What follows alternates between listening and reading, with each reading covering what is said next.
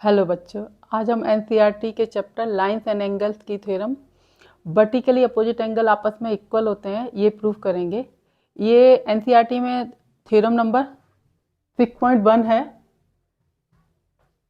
If two lines intersect each other then the vertically opposite angles are equal. यहाँ पे हमको दो line दी गई हैं जो इंटरसेक्ट कर रही है, तो गिवन में हम क्या लिखेंगे?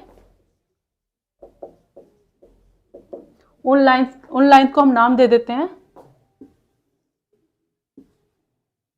एक लाइन है जिसको हम ए बी नाम दे देते हैं और दूसरी लाइन है जिसको हम सी डी नाम दे देते हैं।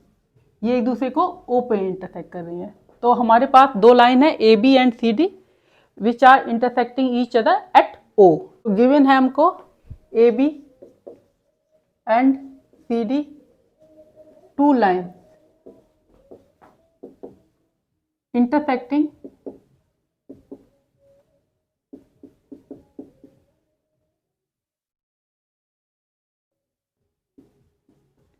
each other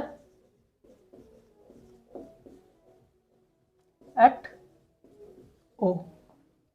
ठीक है, तो यहाँ पे देखिए वर्टिकली अपोजिट एंगल फॉर्म हो रहे हैं A O D and C O B या B O C and A O D. ये वर्टिकली अपोजिट एंगल फॉर्म हो रहे हैं। देखिए इनके वर्टेक्स अपोजिट है, ठीक है। और similarly A O C and D O B ये भी वर्टिकली अपोजिट एंगल है, इनके वर्टेक्स भी अपोजिट है, ठीक है ना। तो हमें क्या प्रूफ करना है यहाँ पे? To prove angle A O D equal to angle B O C and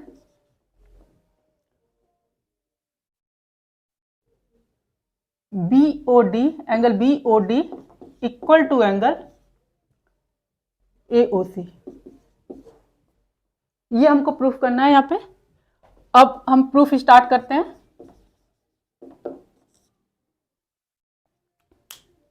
देखिए यहाँ पे ए ओ बी एक लाइन है, ठीक है, जिसपे ओ डी एक रे है, ठीक है।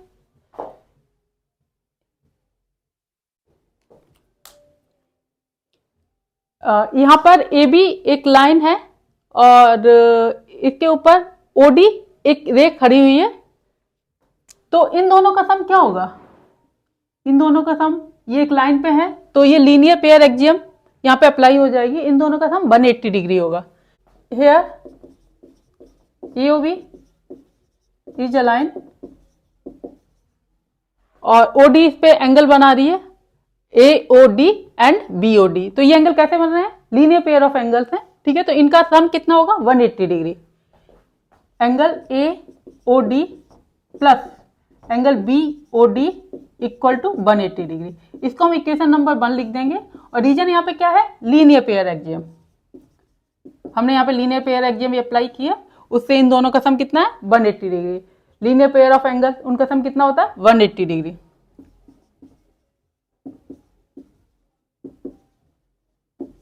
Similarly COD is a line, angle BOD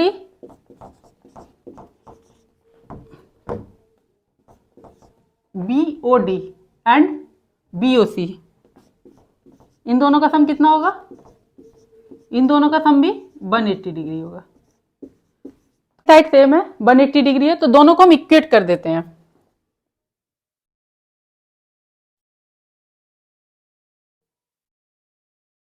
from first and second, तो यहां से क्या हो जाएगा? AOD plus BOD, BOD plus BOC। ये AOD plus BOD equal to BOD plus BOC। अब देखिए यहाँ पे BOD और BOD यहाँ पे सेम है तो सब्ट्रैक्ट हो जाएंगे, ठीक है। तो यहाँ से क्या बच जाएगा? यहाँ से बच जाएगा AOD इक्वल टू BOC। ये हमारा प्रूफ हो गया, AOD equal to BOC। Similarly हम इसको भी प्रूफ कर सकते हैं, सेकंड वाले को, BOD इक्वल टू AOC। इसके लिए हम क्या करेंगे?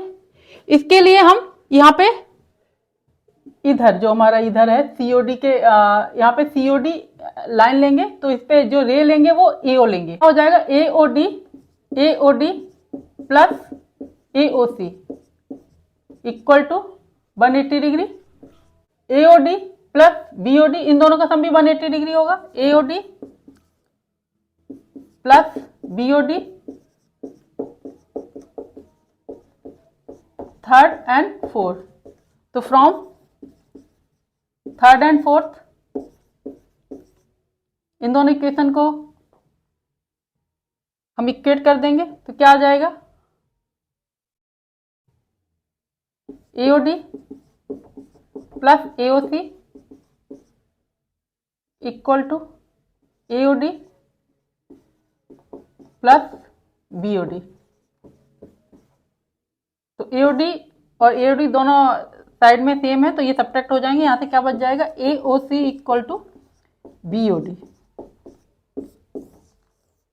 यहां से हमारा प्रूफ हो जाता है, hence vertically opposite angle are equal. लेकिन ये दो लाइन को कोई तीसरी लाइन कट करती है तो उसको हम ट्रांसवर्सल बोलते हैं,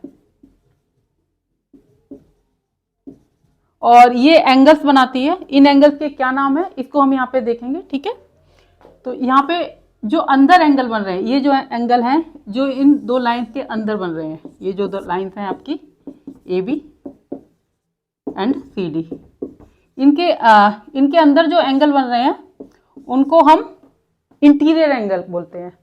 तो इंटीरियर एंगल हमारे पास कितने हैं, 1 2 3 4, ठीक है। ये जो अंदर एंगल बन रहे हैं ये इंटीरियर एंगल है, angle 1, angle 2, angle 3, angle 4।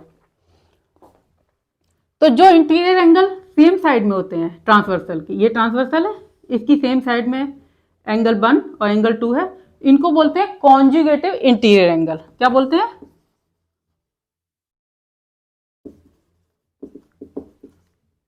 Interior angle, या और क्या बोलते हैं, को इंटीरियर एंगल भी बोलते हैं इनको, को इंटीरियर एंगल।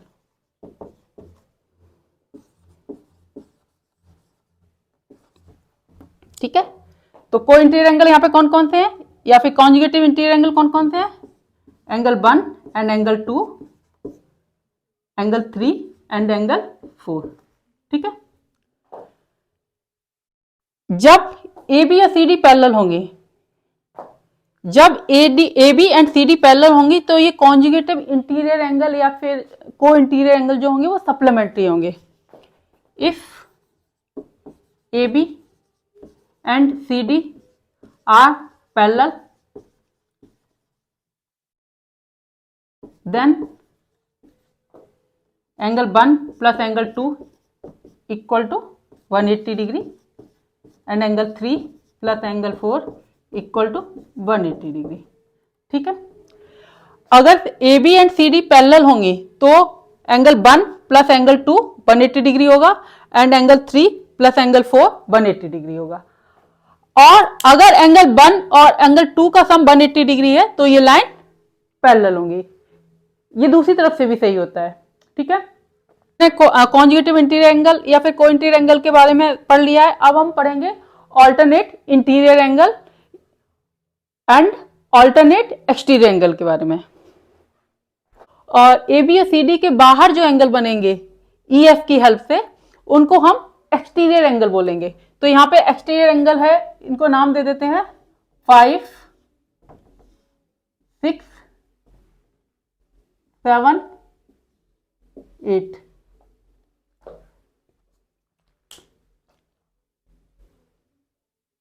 यहां पे जो एंगल्स इंटीरियर में होते हैं और अपोजिट साइड ऑफ ट्रांसवर्सल होते हैं, जैसे यहां पे एंगल 4 और एंगल 1, तो इनको ऑल्टरनेट इंटीरियर एंगल बोलते हैं। कौन कौन से हैं,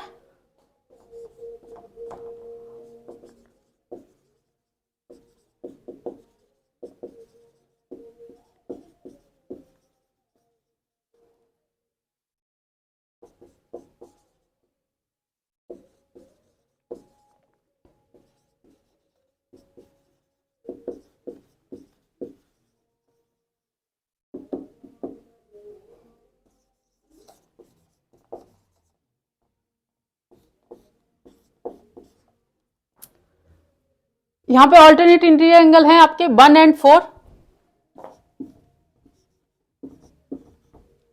3 and 2। ट्रांसवर्सल के अपोजिट साइड में एंगल हो और वो एक्सटीरियर में हो तो उनको ऑल्टरनेट एक्सटीरियर एंगल बोलते हैं। तो यहाँ पे देखिए 8 और 6 अपोजिट साइड ऑफ ट्रांसवर्सल है और एक्सटीरियर में है, तो इनको ऑल्टरनेट एक्सटीरियर एंगल बोलेंगे। तो यहाँ पे एंगल 8 एंड एंगल 6 और ये 5 एंड 7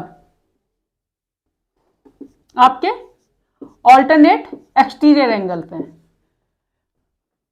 वही अगर ये लाइन आपकी ए बी और सी डी पैरेलल हो जाए तो ऑल्टरनेट एक्सटीरियर एंगल्स आपस में इक्वल होते हैं, ऑल्टरनेट इंटीरियर एंगल भी आपस में इक्वल होते हैं। जैसे एंगल 1 जो है आपका 4 के इक्वल हो जाएगा। If A B parallel to C D then angle 1 equal to angle 4 and angle 3 equal to 2। ठीक है, तो ऑल्टरनेट इंटीरियर एंगल्स भी आपस में इक्वल होते हैं और ऑल्टरनेट एक्सटीरियर एंगल्स भी आपस में इक्वल होते हैं। मतलब angle 8 equal to angle 6 and angle 5 equal to angle 7। ठीक है, और अगर ऑल्टरनेट इंटीरियर एंगल आपस में इक्वल है या फिर ऑल्टरनेट एक्सटीरियर एंगल आपस में इक्वल है तो लाइन पैरेलल भी होंगी। ये मतलब वाइस वर्सा, मतलब दोनों तरफ से सही होता है। अगर लाइन पैरेलल है तो ऑल्टरनेट इंटीरियर एंगल आपस में इक्वल होंगे और ऑल्टरनेट एक्सटीरियर एंगल्स आपस में इक्वल होंगे। अगर ऑल्टरनेट एक्सटीरियर एंगल आपस में इक्वल है और ऑल्टरनेट इंटीरियर एंगल भी आपस में इक्वल है तो लाइन आपकी पैरेलल होंगी। कॉरस्पॉन्डिंग एंगल देखते हैं इनमें क्या होते हैं। तो अगर एक एंगल इंटीरियर में है और एक एंगल एक्सटीरियर में है और सेम साइड ऑफ ट्रांसवर्सल है तो उनको कॉरस्पॉन्डिंग एंगल्स बोलते हैं।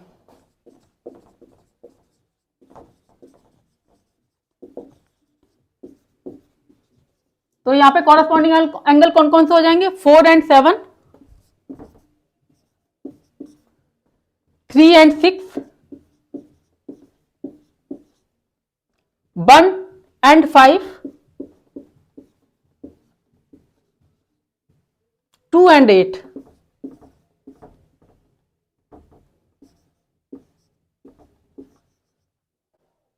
और यदि हमारी लाइन पैरेलल है, A B parallel to C D है, तो कॉरस्पॉन्डिंग एंगल भी आपस में इक्वल होंगे।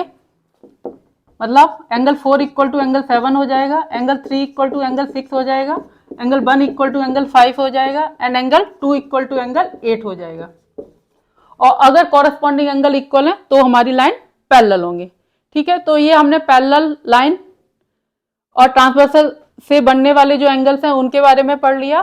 ठीक है, तो अब ये हमारा ये जो कंसेप्ट है हमारा 6.2 एक्सरसाइज में यूज होगा और वर्टिकली अपोजिट एंगल और उससे पहले के जो कंसेप्ट हैं वो हमारे 6.1 एक्सरसाइज में यूज होंगे। ठीक है, thank you for watching this video.